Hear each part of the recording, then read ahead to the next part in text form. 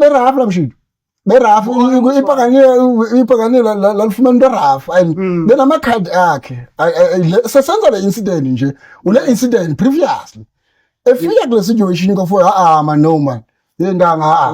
no ikhona ingxaki yemasime because ama player uyophulile umlenze but owesibini kuthiwa ucrackile nakustem izinto bro beraf la mshito yeah beraf player manje no we rough dog yeah pitbull pitbull naye ngathi wayekhona kula game yelantu ka Tottenham ufika la xesha ufika because yeah ufika la xesha because kungalixesha siba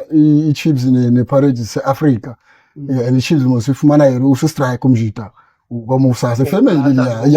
yes family amajita afike ifamily yabo omnye uyastrike omnye nguluyidefend iPirates ya osiya yathatha lona ke yeah so yona mina player ngoba ithafu iraf mzi yawo